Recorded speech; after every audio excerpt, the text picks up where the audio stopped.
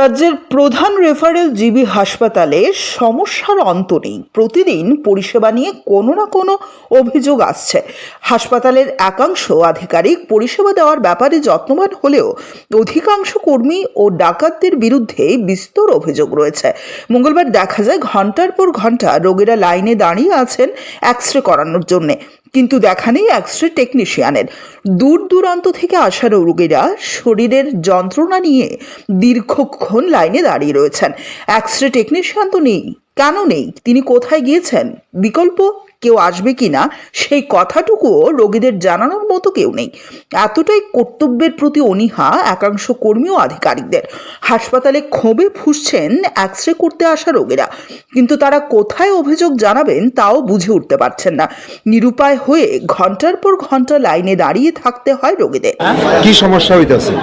সমস্যা আমরা রোগী নিয়ে এনে এক্সরে করার লাগে লাইন ধরে রয়েছি আমরা 2-3 ঘন্টা ধরে। তো কেউ তো এনে দরজায় খুলতে আসে না, কই খাইতে গেছে, কেউ কই প্লেট বার করতে গেছে।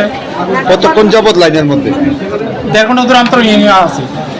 এখন তো ভিতরে কি লোক আছে না, আপনার? লোক তো দেখা যায় না, লোক আছে প্রায়। এরকম তো প্রায় 50 জনের মতো লাইনে আছে। তারা কি দীর্ঘ সময় লাইনের মধ্যেই? হ্যাঁ, কোন জায়গাতে আইছেন? কি সমস্যা হয়েছে?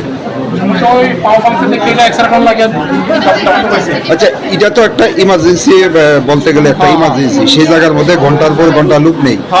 পরিষেবা নিয়ে কি বলবেন? ওই আজকে পিছলাইয়ার ওইটার সকাল